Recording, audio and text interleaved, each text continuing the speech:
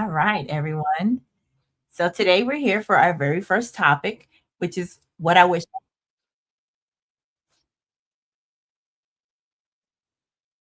I think it duplicated. I apologize. What I wish I knew. This is a reflective series where parents can share lessons learned, early mistakes, surprises, and the insights they wish they had at the beginning of their journey. All right. Welcome, awesome parents. Tonight we're talking about something deeply personal, what I wish I knew. I'm sure this is a question that replays in our heads over and over. I really know it did for me. If you're a new autism parent listening, I hope this shortens your learning curve. If you've been on this journey a while, I hope it helps you feel seen. So, right quick before we get started, I'm not sure if anyone's here yet, but in the comments, can you tell us one thing you wish someone had told you earlier?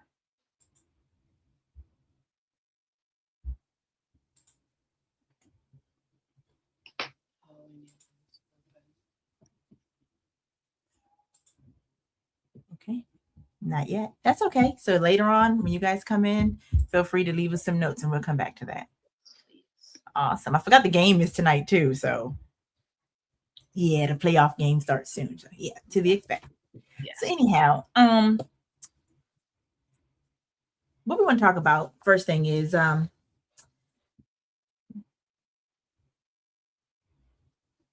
didn't know that basically the diagnosis would make me become an advocate like instantly for my child. Um, I went through a couple stages, which normal people do, of like grief. And I'll show you a picture of what I found. I went through when I started to notice that he was like a little different. I was like looking at him, I was a little anxious, like, no, maybe I'm just overthinking because I have two older kids above him and they were a little different. And so I just kept looking and looking. And then when I noticed that he was getting closer to 3 and he was regressing. So he was talking at first, mommy, daddy, making eye contact. And then I started to notice as his time got approached his birthday, he hadn't been doing that anymore. So of course you go through anxiety, then you go through denial, right? And then you get the diagnosis and you're frustrated. I hit a period of depression. I never went through experiment, but I realized after a minute I couldn't stay in that depression state because my child needed me. So then that's when I made the decision like, all right, now I know I have to be his voice, right? Because he doesn't talk. He was nonverbal. And from there, advocacy is where I'm at now. It's like since that happened, like it was a short period of time. You don't have a whole lot of time in these situations because your child needs you, and you gotta give them things. You gotta put them in the therapies. You gotta go to all these appointments and stuff. And then, yeah, it's something different. Let me tell you. Whew. Have you ever experienced any of this change curve, Miss Shalise? For me, my son is now 18. I did not have the diagnosis of autism for him until he was 17. We Mm. started off with a learning disability. We started off with he has ADHD. Um, um, but I knew for sure. I knew for sure my Evan needed additional help. I knew for sure my Evan was going to do things his way and his way only. I thought it was because he was a Virgo like me, but that was not the case at all. That's not what it is. He's very Virgo times 1,000 if you want to. Um, but I knew. And also 18, 17 years ago, it wasn't spoken of the same way that it is now. It wasn't at the limelight. There weren't many people that knew what autism was. I mean, there definitely weren't levels to it. I'll tell you that. Most people, when they thought about that, they thought of Rain Man or Forrest Gump would be another example of somebody with autism. That's really what they think. Or even now, people still don't have a great understanding. They automatically come to you and they say, "Well, what is his one thing?" There has to be that one thing. If your kid is autistic, there is one thing that they do extremely well.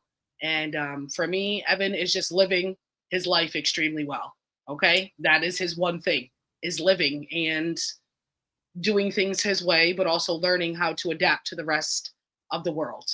Um, so yeah, I've only had him diagnosed the last year, but I have been living with him and his little quirkiness for the last 18 years.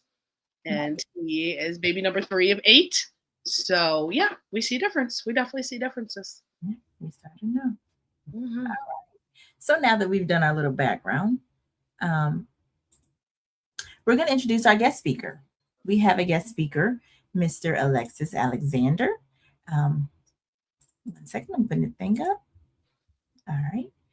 Mr. Alexander is an Army veteran with a background in aviation and instructional training. As a father of a child with autism, he brings both professional expertise and personal insight to his work, offering a unique perspective on safety, learning, and support for diverse families.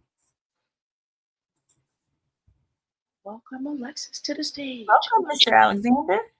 Are you there? Can you hear us?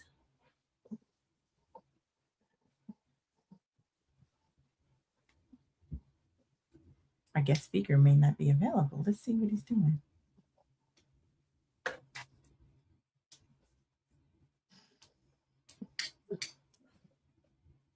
Well, we'll wait till he comes back. We'll just go on without him for right now. So there are a couple questions that we wanted to bring up today I'll start by asking you. So you got the diagnosis, you said almost a year ago. Yep. Is there something you wish you knew right after that diagnosis? What do I wish I knew after the diagnosis? For me, I feel like I was living with the diagnosis. I had my PhD at that point. I am the doctor. I am going to tell you. Um, Maybe I wish I knew earlier, like really had it definitively earlier, so that maybe I could have given him a little more grace. I don't think I gave Mm. Evan any grace. Mhm. Yeah, that's probably, I wish I knew earlier or even after. After I just, there was no time for grace. I promise you. Like he was just, he graduates this year. Like he's graduating next month. So I'm super excited. Um, Yay. but yeah, maybe I wish I knew. I don't know. Maybe no. There's nothing. I wish it. Maybe no. How about no? Maybe Yeah. years ago, you Yeah. wish. Years ago, I wish I knew. But like having Yeah, it so late, absolutely. I was already a warrior girl. I was already fighting for my life for this boy. Yeah. For me, I didn't know a lot of people with children on the spectrum. I've never seen Rain Man. Maybe I should probably watch that. But I did watch Forrest Gump. Everyone has. But I didn't know what to expect. So for me, my child has evolved, right? He's loud, okay? He makes a lot of noise. He stims. That's my baby right there. But I'm noticing that, like, I didn't know that as he grows, things would change. So he's now becoming like overstimulated very easily by sound. I'm like, you're the loudest one in the house, and you got the nerve to be like, what? Are you serious? But um, What? sounds are 10 times louder for him. So I'm getting that part. But in turn, with the extra sounds comes the elopement. And that's one thing I didn't know. It gave me, when I got our diagnosis, a packet. Go read Right. it. Yep. And that was mainly what I had. And so I reached out to the information in the packet, and like I hadn't heard from him for like 30 something days. So in that 30 days, I don't know if he got his diagnosis, and he was like, all right, let me show you what this is about. But he eloped. So the constant running, like just like sprinting super fast. And I'm like, whoa, this boy going to the Olympics next week. I promise. Like it is something else. So that's something that I wish I had known about, like more of like what to expect, so to speak. Right. So Mr. Alexander, are you ready now to come to the stage?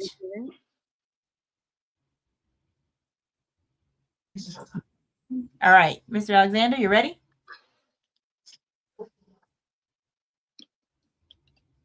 No, he doesn't like us today. Clearly. That's okay. It's fine. You have me thinking if Evan even eloped. I have to think, did that boy run? I'm not, like I said, I didn't give him any grace. So it was like, stay here, sit here, be with me. I was 21 when I had him. Ma'am. So. That don't even work. I'll be like, stay right here, hold my hand. Can y'all hear me? We can now, sir. Hi, welcome to I can't hear y'all at all. Can y'all hear me? Yes. Okay. I definitely can't hear y'all. I can't hear y'all at all. Can't hear nobody. Okay. we're live. So what I'm gonna do is Take them actually off and put them back on. Do you want me to unstage them? come out and put them back in. All Hold right. on, So let's try them again. yeah. Can you hear us now? No? No, it's your phone. It has to be. You worked 2 minutes ago. It's on my end. Yeah. I'm happy he can lip read. Right. Log out and come back in. Can y'all hear me? Back on. We can hear you. Can you hear us? I don't hear y'all. Can you check Log and see? Maybe on your end of muting me. You're Oh, well, I can't hear y'all I'm about to kick him because I out. hear nothing. Yep. You're supposed to be our guest speaker and ready. It's that headphone. I swear it's that headset. I Okay, kicked he him left. off. Okay, Sorry. good. Let him come back. Let him come back on. I had to kick him off because he just worked. Yeah, He definitely did. So I guess we can keep going then. We'll go to our second question while we wait for him to jump back on. Which would be, what was the most challenging in the early years for you? Like, what was most? I know you said eloping, but other than eloping, what was really challenging for you? Malachi was very clingy. I couldn't go to the bathroom. I couldn't take a shower. Like everywhere I am, this kid is like right on. I'm his person, and today I'm still his person. But you can imagine how I've never been overstimulated, but I promise you I was. I was in those moments like, oh my goodness, oh, give me a break. Yeah. Can y'all hear me now? We can hear you the entire time. Can you hear us? Okay, I could not hear y'all at all. I don't know. I had to log out and log back in. So I kicked you out. I gave you the boot. Like, yeah, we kicked oh, you that out. could have been it. That could have been it. I had to let you back in. Come on, I Dan. appreciate that. All right. Are you ready to help us with the first? We're on question number 2, but we'd like to go back and try to have you help us with number 1, which is, what did you wish you knew after diagnosis? What I wish I knew after diagnosis was how difficult it would be to have a person that you know have so much potential and still have so much potential have to go through obstacles and be challenging. Like I'm always a hands-on type of person, and the challenge is not knowing how to help or make that little person better. Well, there's nothing wrong with him, but it's like being able to give him the support he needs. That makes sense. So You ever feel like at the beginning it was because he didn't fit in this little box that they try to call normal sometimes, and we just have this expectation, and then the expectation kind of changes a little bit? well, yeah, because I'm still am fighting with my whole thing of there's nothing wrong with him. That's my whole mindset. There's nothing wrong with him. He's not different from anybody else. I still treat him like, and I treat him like, I can't say normal because his lifestyle is normal, so I had to adjust to how to get to him or to get through to him on different things, and understanding that I can't do like I wanted to do with him. I have to go other ways of reaching out. So, yeah. Understandable. And he's able to communicate with you now more? Oh, we have our own type of language. It's like, I can tell him something, but when he reacts to me, his reaction lets me know that he understands. He's not fully verbal or anything like that. He do have words and things that he put together. When he really wants something, oh yeah, he'll say it. He'll say it, he'll let you know exactly what he want. But it's the in between, the gray area, trying to get him to do things or for him to get me to understand things that he want or need. So yeah, it can be challenging, but we work through it. We have our own little language. It's much difficult when his mother is around, but when it's just us two, it's a lot easier. Her reaction. Interesting. So what happens when the mother's around? Say that again. I couldn't hear you. Oh, now you can't hear? Right, Mic check. right, Mic right, check. right. What happens when the mom's around? What's the difference? He okay. So he uses her as a crutch. Like he doesn't when it's just me and him and his younger brother, he's more self-sufficient, Yes. right? So it's like he'll come to me and he'd be like, Dad, I'm hungry, right? And then I'm like, okay, what you want to eat? And he would tell me, he would show me exactly what he wanted to eat. When she come around, he's like, I'm hungry. And he make her do this whole guessing game. And she just go in there and cook whatever. And he's like, no, I don't like. I don't like. I don't like. And I'm sitting there like, dude, you just sat here and told me everything that you wanted to eat when she wasn't around. Even went and got it yourself out the refrigerator or whatever it is, out the cabinets. But when she comes there, it's like everything is just, nah, she's going to do it. She's going to take care of it. You trying to say that that's my baby's enabler? Is that what you're trying Yeah, to yeah, say? 100%. 100%. It's even when I'm like, when she's not here and she has to do her trips or work trips or the book or anything like that, it's more of I'm like, all right, it's time to take a bath. He goes in there, he turns the water on the shower, takes the clothes off. He helps Aiden takes his clothes off, and they get in the shower. Now, I'm not gonna say they don't put water on the floor because they do, the kids. But at the same time, you sat up there and did all of this, but when their mother is around, she's like, "Hey, it's time to go take a shower." No, she's chasing them. They going doing all this other stuff. They watching TV, tearing stuff up, and in my head, I feel like he uses that because he knows she's no matter what, she's going to baby him. Me, I'm more stern. I'm more stern with him, more direct, and I feel like her way is good when it's time for like the motherly caring and love, but my way is more direct and giving you direction. So I don't know how to explain it. So she has a rough time when it's just her. Me, I just be like, they all right, they doing fine. And she's like, So they ain't driving you crazy. so Nah, the not really. hearing is that the dad should have them all the time. Full So time. that's what I'm hearing. Did you hear that, Tisha? Lisa? I heard that. I heard that. I heard that. I heard dad time is a good time. Good time, great times. I mean, it's a good time, but they know like Malachi knows. Like if I'm like, hey, you being loud, he'll be like, sorry, shh, right? When their mom come around, I'm like, hey, you being loud. Continue with no care in the world. Like, Girl, who are you talking to? His mom right, was there. She didn't tell him to be right, loud. right. So, He wants to be um, heard. Sir. No, I think they do have a great understanding because Oh, yeah. Evan, like I try to say, I didn't give Evan any grace. I think I sound probably more like Lex, where I didn't have the patience, don't have the patience.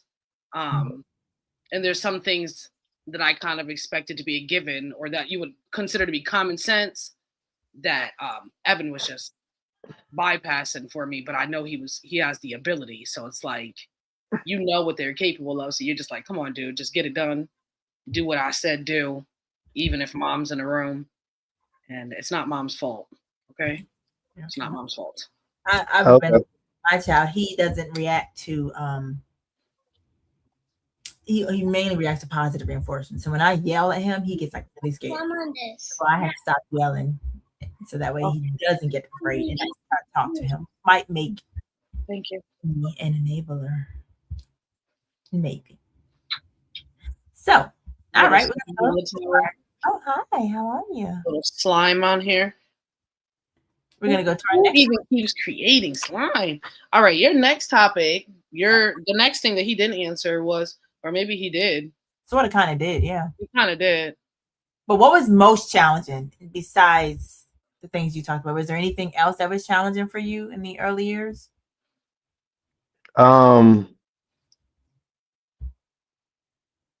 Adjusting. That's about it. Just adjusting to trying to stop fitting what I thought was normal to his normal was Changing. because I've always grew up where you don't adjust to kids. Kids adjust to the parents.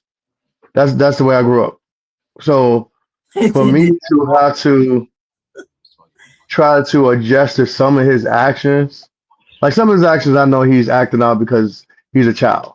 But some actions I know for a fact that he can't control. So I don't get mad. I get frustrated that I don't understand or I can't help. So it's not me getting mad, it's just frustration of so adjusting to that. Um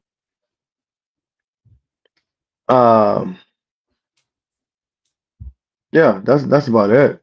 As far as going places, I still have issues with trying to explain to people like that he's on a spectrum or something like that because that's my son. You say something, you say something to him or anything like that. I don't care about whatever he's doing at that moment. You know, And people are very um, rude. People are. yeah, they are very very rude, but at the same time, they just haven't met a person like me who don't care how rude you are. I'm worse when it comes to him. He can't help some of the actions that he's doing. Some actions he can because he's a child, but majority of the time it's like it's his normal. Even then, it's So, not their business. I feel like people need to mind their freaking business. well, I will explain. I will explain and let him know that he is on the spectrum if I feel like I have to. But if I do it and then you still is rude after that, hey, what comes after that is That's nice of you. That's very nice that's of you to explain. I've had Evan at a bounce house. This is probably trampoline park. What was he like? 11, 12, and he was just jumping around minding his business. And I caught this group laughing at him and taking pictures of him. And when I tell you all I saw was red and went over there and had them delete those photos, I didn't know what else to do. I didn't know what else. I didn't explain. I just went off. Like yep. I went to a gas station with my child and transitioning. We were in a long car ride. I had to take him inside to try to help him use the restroom, and he was already overstimulated and frustrated. So we get inside, and like he's like crying. I mean, like screaming on the way to the bathroom. So I get him in there. He's screaming on the way to the register, and I'm getting stuff so that we can get ready to get back in the car. And the gas attendant was like, "Oh wow, if that was me, my mom would have whooped me by now." I said, "Well, he's on the spectrum," and the guy just looked at me, and I was like, "Yeah," and he's like, got quiet. I was like, "Yeah, mind your business." And then I take my baby out to the car. Go to jail. You know that, right?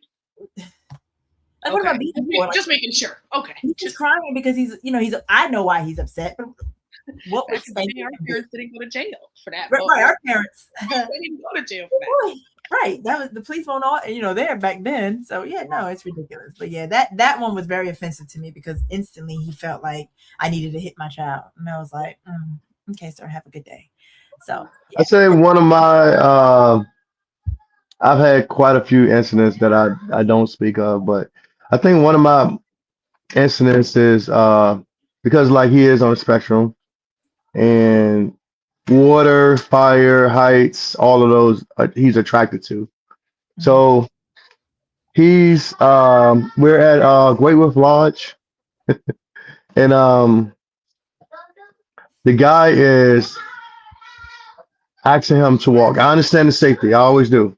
I understand the safety and stuff like that, but he's blowing his whistle, right? Making it worse. So it makes it worse because he's thinking that now it's a game because of the way you're blowing your whistle. Every time you blow your whistle and he runs, you blow your whistle, so you think he needs to go faster. And so as they giggle in the back. Right. They know what they're supposed to do.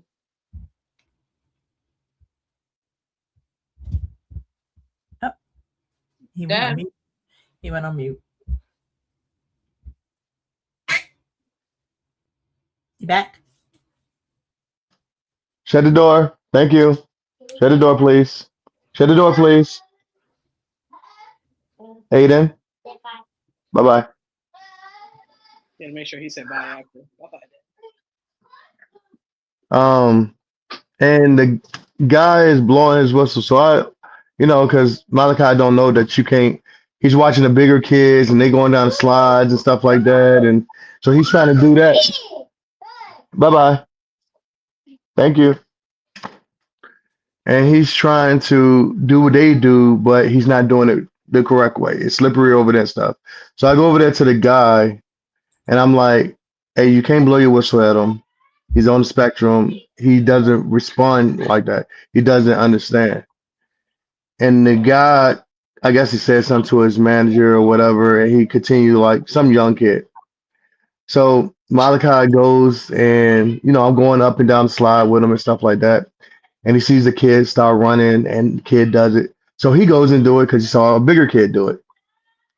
And the guy was like, hey, didn't I tell you? So I told the guy, I guess in a nice way, don't blow the whistle.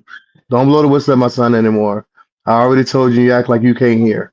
Do you have the problem? Because now I've already told you nicely, and now I got to be rude to you. So then they ended up changing him out with another person. But it's people who don't pay attention or who's not educated on different situations or sensitive to different actions that happen. They're having a good time out here. I want to take in that room too. Right. I want to have fun. Give me a little spot. So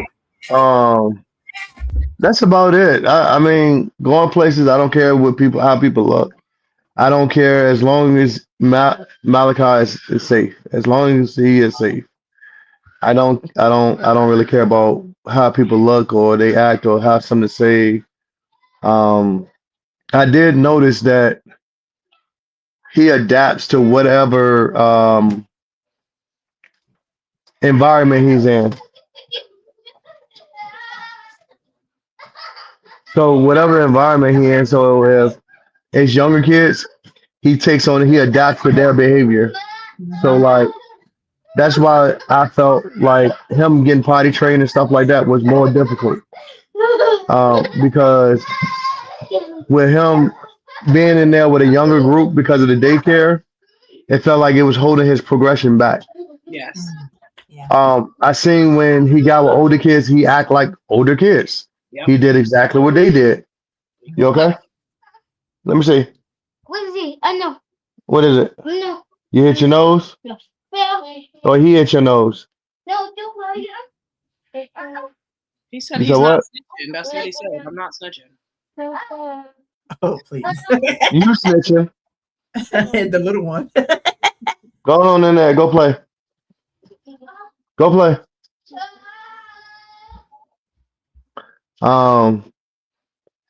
This is But- no. When he's Yeah, with the it's older, all right. the older children. When he's with the older kids, he adapts to them. Like recent, he went to a Easter egg hunt, and he was in there in the bounce house with like bigger kids, and was having a ball. Was having a ball. He don't like playing with younger kids at all. He don't like really, and it's because people look at him because he doesn't know his own strength, and he's bigger. He's always been bigger than kids his age. So he'll bump him and keep going like, hey, They should I have moved. move. Why you don't move? Yeah, why And didn't they keep it move? going.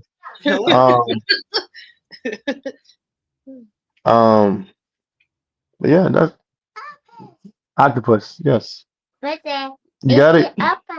Okay, it's an octopus or squid. Great. Yeah, squid. There you go. You take it. Did you ever answer? Hold on. Did you ever answer that question, Shalise? What was most challenging for you in the early years? I know you said that you didn't get your diagnosis until a year ago. but you have experienced your child and you knew. Evan, I think the lack of diagnosis was probably the most challenging for me, to be honest with you. I didn't I knew he was autistic, and like I've been telling family that forever, and they'd always be like, "Oh, just cut it out. Oh, you're just saying that." And I'm like, "No, like this one is." But Evan didn't run. Evan just didn't. Evan does what Evan wants to do, and Evan has always done what Evan wants to do. So maybe that's one of my challenge was learning him and knowing that if he knows why I'm telling him to do something, then he'll do it. But if I do not break down specifically my reasoning for why he needs to do what I need him to do, Evan will fight you tooth and nail. So even with school, like I went to school and I'd be like, I've had teachers come at me in a different way, and I'm like, I will teach you how to teach my son. Right. Then we will have the greatest understanding. But yeah, I'm a little mini warrior for school. I'm a greatest advocate at school. I think that saved me. But I think my most challenging part was them looking at me like I was insane for wanting, because I've had an IEP for him since he was in the first grade. He's had an IEP and through magnet schools and all that. So what is his niche? What is his? I just So you know how some kids is like very, very keen in on math or very like dress right dress or something like that. What is his niche? There's no one thing for Evan. There's no one thing for Evan. Evan cooks. Evan's very good at cooking. Evan does phenomenal at culinary. He can make you like the cakes that you see in a bakery. Like he is phenomenal at it. But he also does models. Like he does the little tiny models. He does painting those. He wants to exercise, so he's been thinning himself out. Like we're not allowing him to just, look like the people off of Wall-E. We can't have that. So but he doesn't have like, it's not like I said, he's not Rain Man. He's not like, oh, there's 1,000 sticks on the floor and he can count 1,000 sticks. That's not. He's not into animals. He plays Dungeons and Dragons. Evan does everything. Evan just, he wants a family at the end of the day. Like that's his goal, but like he doesn't have a one thing. Evan does not have a one thing. He does. And I'll always hear that from people. They automatically assume that like, oh, your kid's autistic. There's that one special. No, Evan doesn't. Evan listens. Evan does what I tell him to do so I can stay out of his face. As long as his room is clean and he's eating and everything he's done the trash, Evan is content. Give him some extra money for candy and soda. Evan is a content man. Like, but no, there's nothing. Like, I don't know. There isn't. And I think that was why it was harder for me to get him diagnosed, is because he's very articulate and because he can speak for himself. But I think I had a big part of that. I've been advocating for Evan, like, you better tell people when they do not let anybody do you wrong. Like you were saying how Kai just shouldered Evan, he got to the point where everybody wanted to push him around. He almost pushed his kid down the stairs. Like, like Evan is just, Evan is Evan. Evan is, yeah, that's my man. Bigger than me, taller than me, still afraid of me. Like, that's my man. Like, but no, there's nothing. He can't he doesn't count to 1,000,000 in his head. Like none of that. How was he with his, this is a side question, with his sibling? Because you recognized instantly that he learned differently, communicated differently or whatnot. Like, how was he with his sibling? I think Evan being baby number 3 out of 8 kind of saved his life. He has siblings younger than him, and he acts as though he's their older sibling. I can leave Evan in the house with the kids and know that everything is just fine. He's gonna make sure they ate. He's gonna take care of his siblings. He's not, but I also, there was no choice. We are a pack. We come together. That's how it's supposed to be. But as far as him being like a younger siblings to his 2 older ones, he is a younger sibling. He's annoying to them. Evan had this thing where he would just scream for no reason in school just to get a reaction out of people. until I had to like, we had to make eye contact on this. This is not, but just like random screaming. Just he found ways to annoy the crap out of people. Really bad. Really. We sing happy birthday and the boy cha-cha-chas in between to the point where now it's tradition. Everybody cha-cha-chas now. Before I wanted to pluck him every time he did it. Now I'm just like, it's Evan. Let Evan be Evan. Like, I don't know. I think it may have been easier for me if I had, but then maybe it wouldn't have. Like, maybe, would I have been easy on him because he had the diagnosis? Like, maybe I would have been easier on him. I don't know. I don't have the patience. I lie. No, I didn't. I can't take it. They got to sit down. Sit down. Just stop it. Stop it. Yeah, I don't know. But like, he didn't talk till he was 3, almost 4. Then he started speaking. Before that, like, we watched Yo Gabba Gabba until 4 or 5 o'clock in the morning. He never wanted to go to sleep. Like, his sleep pattern was so off. He just felt like he never slept. It felt like he never slept. He was just on the go. Like, he never crawled. He was 8 months old. He stood up on that couch and girl ran. From that point, he just ran. Like, all the video, all the pictures I got, he got a bright red face and he is just sweating. He's running. But he didn't leave me. But I'm not sure. Like, girl, I was young. I probably chased him down and didn't even like. I didn't think about it. I swear, like, thinking. Yeah, like, I just have to think about it. Like, I probably chased him down. Trying this age and chasing a kid. Yeah, no, too old for kids now. Like, I couldn't. Now I'm not, man. I'm pretty sure I just wrap Kai up in a ball and he just be stuck next to me like this because I don't have to run one more time. Like, I just don't. Like, so for me, we went to the zoo, and so he has like this little backpack thing, and I never liked it, right? Because I always felt like I would treat my kid like a German Shepherd, right? Yeah. You know the Cat Williams joke. It's a joke, but still, I understand. He had that thing on because he wasn't trying to elope. He just was so excited. He wanted to go somewhere else. He just want to go everywhere. Like, Mom, we're going here. I'm done. I'm done with this. I'm ready to go here, right? And when he was done, he was done. Like, hey, I'm tired of looking at these lizards and snakes. I'm ready to move. So yeah, I definitely had that. And it also helped because it has like the symbol. Can you move your seat? I can't see the whole top of your head. You're under that empowered. There we go. Stay there and over. Oh. Yeah. I want to be able to see your face. Oh, my bad. Yes. Okay. Thank you. Sorry, I need to see you. Oh, no worries. So the I do appreciate those now. Even I had the one for the wrist to connect to him. Did you like that one, or which one did you like more, the backpack or the wrist one? I like the backpack better because he felt he was more free, like he could move around easier. That he was more restricted, but I needed it after we went to DC and I was meeting my sister. And she was supposed to come down in the garage and she didn't. She parked up on the street somewhere. So I didn't know and I had no service. So I get him down and I'm getting the baby and he just takes off. And so I'm running up the baby sideways and I grab him and I end up like scratching just to get him. These nails. And I just felt you're panicking. You need him now.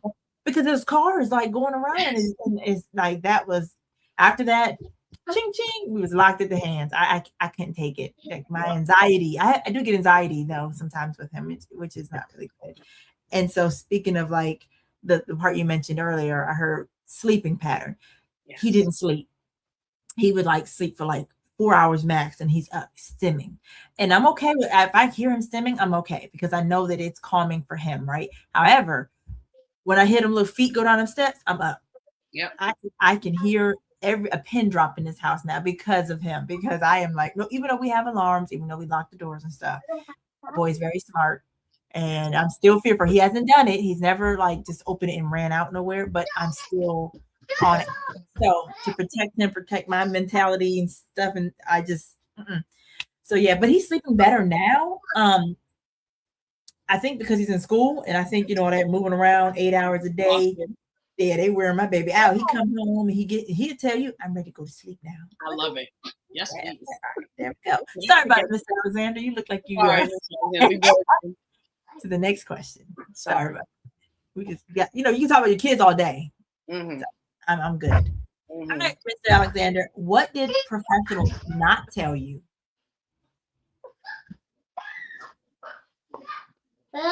Okay.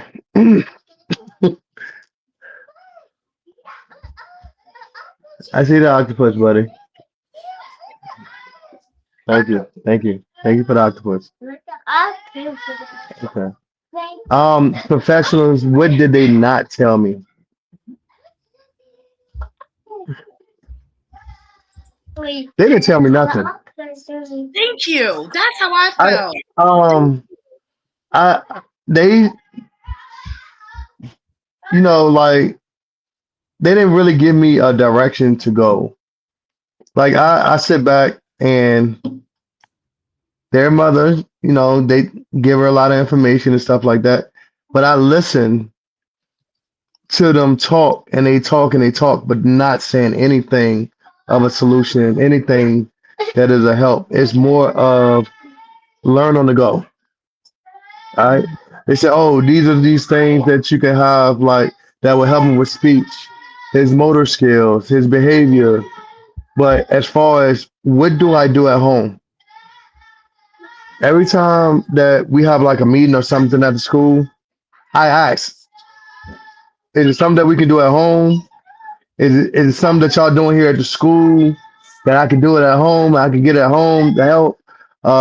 Is there any exercise? But the same stuff that they say is stuff that we learn on the go with them. You okay, Aiden? You okay? I'm sure when he's opening the screen. Right. No, that was not that. Aiden is like, yeah, I don't know what Aiden doing. He keep coming over here and keep pointing at Malachi. Oh, But no, they diagnose, they know that part. But as far as what's the next step from there, like going into the military is easy.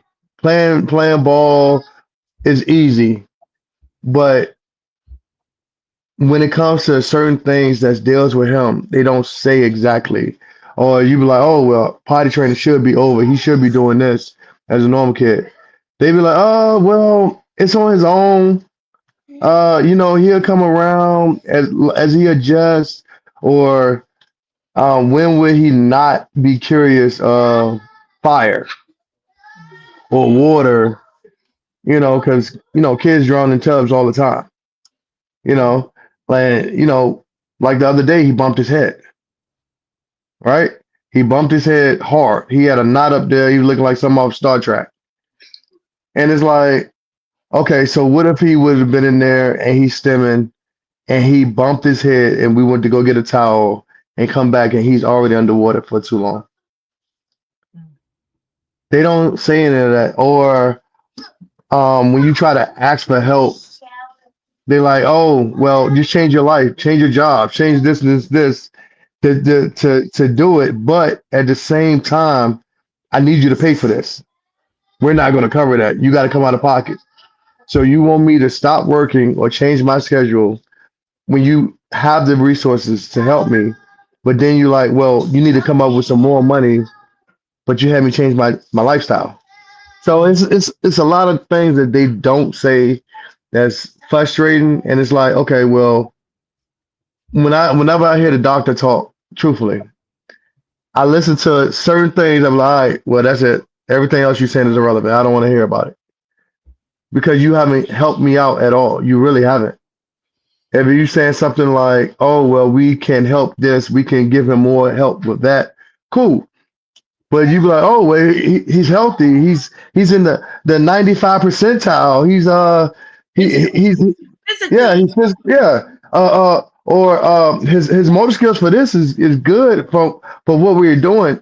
How you move him past that point? What do you do? What are you going to do? Well, we're going to keep him in this program. that you're looking for. You know that, right? Yeah, like it's very weird. And it's like, okay, so I just got to go by your learning system because I'm in this area, and that's as far as your expertise can go. But instead of you saying, oh, reach out for some other help because this is as far as my expertise can go, you don't. You just collect a check. A lot of times, I'm not saying all. Some are helpful, but a majority haven't helped me at all. We put them in daycare, little, what is it, little folks or whatever. They say, oh, we'll take your child. We understand he's on the spectrum. We understand. We have all these locks. We have all this stuff. But then you say, oh, well, my people are not trained to handle him. oh, they're ready. They are threatening to quit. What do that have to do with my child? You told me when you took my money that you can handle the situation. You have ran across just about every daycare service that we'd have went by. They say yes. Then turn around and be like, oh no, he's too much. He's not valid. Not at all. He's a runner. And we tell you at the beginning, even the YMCA, the why was like, oh, we can't handle, we don't have enough people. No. How about put your people in the gym? They don't have no tracks. Make it work out. Yeah. And the thing is, he only stems when he don't understand. When he gets to know you, it gets better, but they don't give it a chance or give it a try or anything like that. They just quit. go ahead and be like, nah, this is too much. We got other kids. Well, if you know you have a kid that's on the spectrum, you're supposed to up your people of service. But they don't do that. They try to keep the same. And then the good people that little folks did have, they left. There was a couple of girls that actually liked Malachi being there and would work with him. And the other ones, they're on a cell phone, but they don't get in trouble for that. They're not watching the kids. They put him in front of TV. Like he had an incident that was there that kind of like ticked me off. That kind of ticked me off.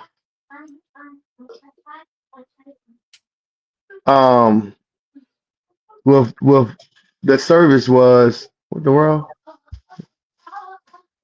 What the service was, I watched a video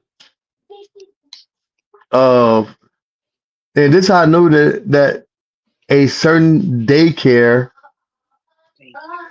had him sitting in front of a TV all day long and not teaching them. When they showed me a video of him, first thing he did was ran and tried to help grab the TV monitor and move it over. And because that's what he was used to.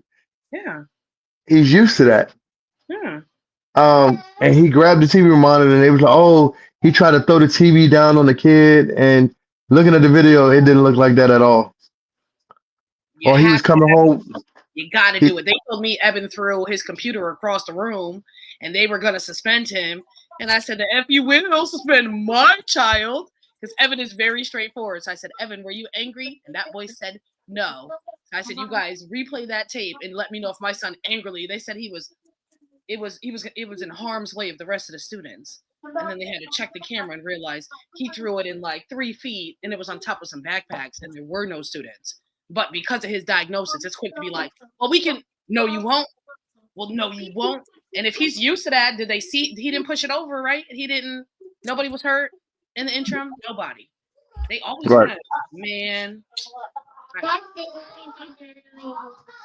What's that? Sonic and Tails? And Tails? I don't even know what that is. But I was for professionals not telling me was more so like, I guess when your child is under the age of 5, they consider your child to be you. So like anything that the child needs, you're supposed to do. That's what they tell you. And so for me, I was like, well, wow, like I'm doing everything. Like he's not brushing his teeth. He doesn't put his socks on. He doesn't put his underwear on. He doesn't really, use the restroom on his own, and they're like, it doesn't matter under 5, that's it. And this is for Virginia, because I know a young lady who was in, I think Maine, and at 3, once they recognized that his milestones weren't the same as other 3-year-olds, they but she was able to apply for like Medicaid. She was able to get the CCC plus waiver and get a companion and all that. Versus, me for 5 whole years, we were denied, which is we're not the only family. I know that happens in a lot of places, but I was just like, that is one thing I didn't know. And then they did tell us like, you can get them on the DD, which is the developmental delay waiver, but even that has a wait list. So it's like, and I don't know how the medical field is, or if they're like oversaturated with a lot of cases or whatnot, but like even getting a PCA is difficult. Like what I wish I knew back then, because I probably would have been looking for one. And then, but that plays in 2 things: the amount of hours that you are ever truly granted, and in this economy, no one's gonna work for. I think I was granted 21 hours. Who's Can't nobody survive off of that? Like I don't even blame them. Like truthfully, like really, in the wages that they're paying these people, it's. I think it's just a cycle that kind of like perpetuates the constant stress for parents when you're trying to get this support for your family and stuff. So um, yeah, that was for me. You had 17 years of the professionals not telling you much, Miss Shalise. Do you have anything after the diagnosis that they did not tell you? They emailed me something. I got an email. I did. I got a whole email that told me what autism meant, textbook wise. But it was not effing on that email. None of it was effing. Not one of it was effing. Oh, I my. promise you. But yeah, I got an email. Yeah. Emails are nice. Yeah. I called his dad with the diagnosis. Well, I didn't call his dad because I don't talk to that man because I hate him. So I had his daughter call him, and he was like, "Tell your mother it's something I already knew. We already knew that." And I was like, "Oh, appreciate you. Thanks for the help, Big Papa. Thanks for the help." So now that because of the late diagnosis, are they offering you more resources now?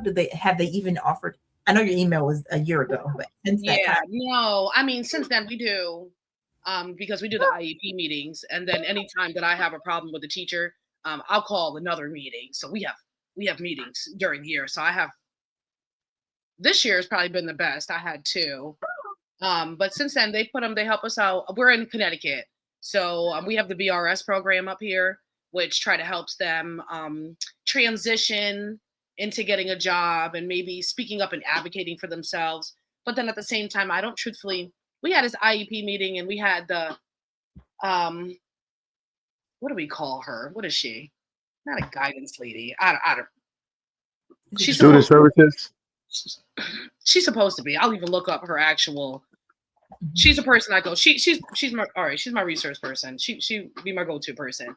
But she told Evan he needs to work on his soft speech, and I made her explain to me what exactly she was talking about, and she was like, sometimes you just come off really blunt because Evan will tell you what he thinks, but that's me. I mean, I'm probably touch autism too, and I don't I swear to you. So I had to cut her off, and I said, what we won't do is make Evan feel like there's something wrong with his personality traits. Evan, you will continue to advocate for yourself, speak up for yourself, and whatever she thinks about soft speech, she can keep it. I said, if people have any problem with what you say to them and how you say it, they can shove it. Yeah, I don't.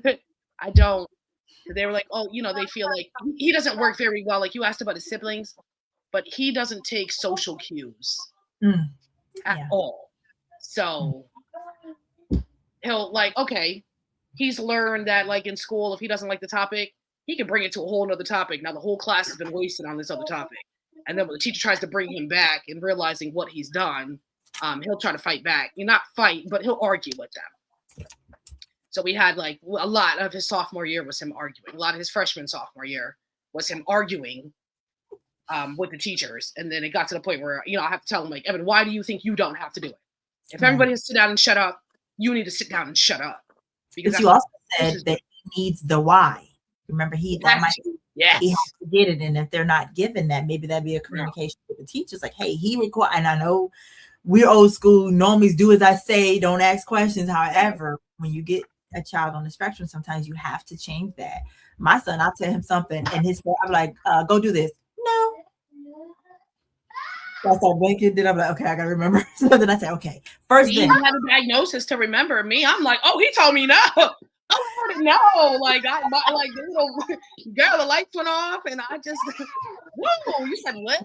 I just didn't. For a moment, for 2 seconds, I was you, and then I had to stop, and I was like, okay, so first we're gonna do this, and then we'll do that. And he'd be like, okay, and then he does it. But his first answer is no. And what I'm noticing is the younger sibling now, because he sees it, yeah. So I'm in there like, okay, now you. We all gonna do this now. So my question is on his IEP. I know you don't want to spread it around his IEP. So because I work with I work at AIM, Aviation Institution of Maintenance, and we have students who actually come through there who has an IEP, and just like because we are a school, accredited school and stuff like that, and he goes to school or was in school or however it is, did they respect his IEP, like giving him more time, being able to verbally, you know what I mean, like that They type of deal, like because you're supposed to sign for each you teacher, sign for everything, and yeah, I'm a bully, so they don't have any choice. There's no choice when it comes to me. Like you're going to do, and okay, Evan doesn't think art is a good class for him. Okay, so right? that was a class that Evan was not acing because Evan deemed that class unnecessary. I had to have a meeting with the art teacher to tell her Evan does not feel your class is necessary. He doesn't understand why he needs to take this class. You're not going to be able to tell him why he needs to take this class. So just stop sitting on him trying to get the most out of him. Leave this boy alone for this one class. Or we'd have it where we had a companion that was shadowing Evan, but Evan felt like that man was suffocating him. So Evan got to the point where he's like, I don't want to hear nothing this man has to say. So I had to Mhm. go back to the school and kind of ask for less time with him being shadowed. This was his senior year, though, that he just Right. felt last year, his junior year, where he just felt like I can't breathe. Every time I try to do something, this man is in my face telling me something else. Like he did not want to hear it. He did not want to hear it. So I had to go back and have less time with him being shadowed. And then was like, if you guys feel like he does need more help, then come back to me and we'll revisit this. But we had to cut that off of his IEP. So the answer would be yes. Yes, they have respected. When my kids were in magnet school, you go through the board of ed that's from your town or your city. So I also had the board of ed from my city or my town go to that meeting as well. So I also have the board of ed there with me, so that we're dotting I's, we're crossing T's. You're gonna do for Evan because you will do for Evan, like you will. So I think I kind of left it as there was no choice, and I think they got tired of hearing from me, so it was their best bet just to do what he needed, real bad. Their best bet. Yeah. I think we have that coming up with the reality of autism parenting, what people Yes. don't see. We have a guest speaker who actually talks about IEPs and what you should advocate for, because you don't know. We didn't. I don't know if my little pamphlet had that in there or not, but I went I with what I felt was right. What I felt he yeah. deserved is what I based it on. I promise you. So I went in there, and I am a bulldog, but Yep. in this instance, I'm deferring to these individuals because I'm believing like, hey, you guys, my child's best interest is at heart, right? However, like with speech, that is the one thing that I was kind of really bothered by. So this is our third. I had a third IEP meeting since he started, and I kind of was like pushing, and I was like, okay, because they kept telling us that they didn't have time. I know this is off topic, but I just wanted to No, share. it's on topic. They have time. They didn't have time for him. Like he could have 30 minutes a week. And I'm like, okay, well, when I take him to the developmental pediatrician, they're telling me that he needs at least a minimum of an hour. And I was like, so what we were having to do was outside of that, commute him to another center. But again, the hours there would interfere with school. So then I'm impacting school. So I'm like, well, wouldn't it make more sense if he's here, he could do that? No, we don't have time because we're going to take away from his education. And then they send him a pamphlet and say, on these days at this time for 30 minutes, we're going to do soccer. Oh, I was at that meeting with my list. I said, so wait a minute, hold up. So yeah, we have soccer time. 40 minutes of speech ever to help him better himself so he can become, more eloquent, not eloquent, that's not the word, verbal. How about that? Sorry about that. Yeah. And then you have the audacity to send me home a letter and tell me that you got 30 minutes for soccer. He don't need to learn how to kick a ball. He needs to be able to communicate, right? So when I said that, the faces was like, yeah. So guess who's got an additional 30 minutes? And so then they kept talking about, well, not soccer, speech. Speech. He still got soccer too. Don't get it. No. We're not changing the soccer, but he's got speech now. Yeah. Correct. But it's 6 weeks because I had to fight an advocate for this. So it's 6 weeks. And the individual kept quoting data. Well, the data. And I was like, well, I'm not going to just attribute his success at this rate solely to your speech because we were providing him external speech. So I want to see what your data is when he's strictly in your, Just your your center. program. Correct. Yes. Yes. So they didn't want to put it in writing in an IEP, but we still got the verbal piece of that, which I'm EPP? holding them to that. So yeah, I just to me it was like, why did I have to fight so hard for Because that? they Like, can just go by without oh my doing it. goodness. Some parents won't say anything. And those are the parents that don't save us, because then they look at us like we're insane because we want more. I expect you to do everything possible for my son. That is the reason why you have your job, is to do for my child. And if Listen, you don't she do said so, to me and bro. my husband, she said, "Oh, well, if I give you an hour, are you going to now want 7 hours?" I said, "Oh, don't be smart, but no. If the doctor said he needs an hour at the most, that is what I'm requesting." And I was like, "So no, yeah, oh boy, you know how you sit back and reflect on the conversation, and you just be like, Brought mm, you mm, back. Have mm. another sip of water. It brought you back. I swear, because Next meeting, I guarantee you won't say that again." So yeah, I'm working on it. But yeah, that was for me the frustrating piece. Like I didn't know, and obviously they may not know either. The professionals that like they don't know the availability of all these services that they tell you that you need. They also probably don't understand, or they do understand that a lot of daycare centers are not trained to handle children on the spectrum, which is sad. And then like I don't think Medicaid services are very advertise what they can do, because my understanding is I believe, and I could be wrong, that they can train them, oh, I believe so. Maybe a CPR, I can't remember. But yeah, you would think, like, especially now that the diagnosis prevalence is like more higher because they are actually correctly diagnosing these children, that they would offer such services or requirements for educators. Never know. Sorry, Mr. Alexander, we just rambling. Are you do you have anything to add to this? Uh, when oh my goodness. Um, as far as our topics, I think our topics was good. You ready We for got us? a big event tomorrow, Okay. you know, talking about emergencies dealing with Norfolk. Um, hopefully a lot of people come out. where is it? It's about to, an aim off of Little Creek, 21, What Little time? Creek, from 12 to 3. Okay. Free food, bounce houses, You should have started slides. with that. Everybody likes free food. You just start free food. Free food. Free food. Uh, Come play in the water. but we do it because we started it because of our son Malachi. But then, I started noticing, you know how you get a car and then all of a sudden you see the same car, like everybody has your car. Everybody has your car. As soon as you get the Right. call. Yeah, so it's kind of like I started because I started researching myself in order to how to deal or handle my son a little bit better because I'm over the top aggressive with everything. So I needed to understand what is his fluctuations with different stuff. If something happened, I'm all about safety first. And when you come out to our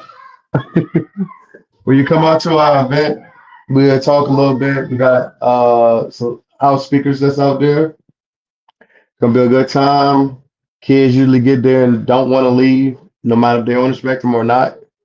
I'm not Uh, going to leave. but Are you gonna keep my kids? I'm gonna ship them down. You taking them? How Bring many them. can I give you right now? How many can I give I think max capacity is 4. how many you got? you? Well, there's only 5 that would ever come hang out with. Well, the 5 I All only right, so 5 times 0.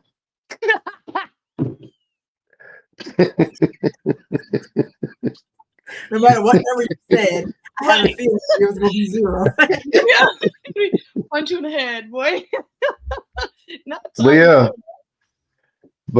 yeah, it's gonna be a good time. So I hope to see a lot of people come out tomorrow and stuff like that. But as far as that, why you got a soccer in your hand? Okay. All right. The soccer movie. Just come out, have a good time. We trying to have 3 events a year. We might back it down to just two mid-sized ones, and probably do like a couple, well, speaking conferences in different states and stuff like that. Um, the books is out. Follow us with Adventures of Malachi. It's a good read. Um, so yeah, Thanks. that's about it. That's all I got. You did good. Thank you. We appreciate you spending your time with us, hanging out with us today. We love your insight. Right, Doing right. a good job. What I heard is that me and mom can go on a lot more trips because you got this. But we'll talk about that offline. All right. No, Yeah. Woo. I can't wait. Thank you so much for telling us that. thank All you. right. Appreciate you. All right. All You right. have all right. Well, I'm gonna put this up and remove this banner. There we go. That was I guess we're gonna wrap it up. That was the end of our very first series, What I Wish I Knew. We had guest speaker, Mr. Alexis Alexander, and of course, Miss Shalise Lopez gave some insight. Always. And always. Mhm. And we'll be back next Friday. And Sure this one will. is going to be the reality of autism parenting, what people don't see. So we hope to see everyone there.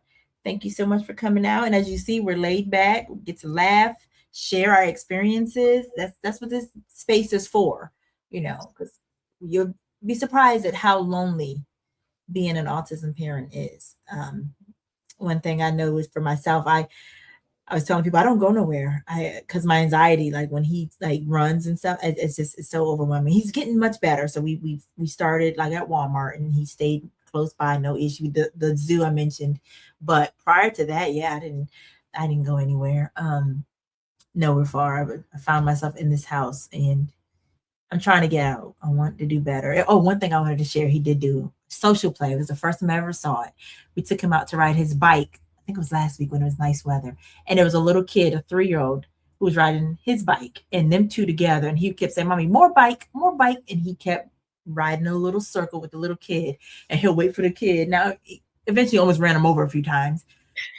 Social awareness, but Obviously, better. And the grandparents were down there, and I explained everything, and they said they understood. And so, like, no one was offended. The little kid was like, "I want to hang out every day," and I was like, "Oh," so that made me smile, like to see him actually engage in social play. So I don't even know where I was going with that, but I was better, and you're seeing the greatness. That's what it is.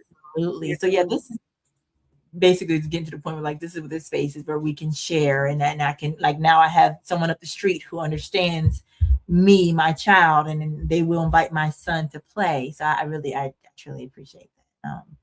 I'm excited. But if anyone is watching and they're interested in actually participating in any of our talks, their email is right there, and I'll also throw it up here for you. Just shoot us an email and let us know, hey, this is the topic I would like to speak on, and we'll let you know the schedule. I think the safety focus talk, we have an opening for that one. That's the third one we're going to do. Yeah. So if anyone wants to talk about safety in your house, you could talk about anything. We're open to that. We appreciate anyone coming through. So we're coming from Virginia and Connecticut. So we're going to be spreading, hopefully, more states soon. We got this. We're gonna get ours down packed, and then there's nothing but the sky here, love. We got this. And all the rest of our puzzle babies, so we can have a big old puzzle. Absolutely. I love it. Well, you guys have a great evening, and thank you so much for tuning in.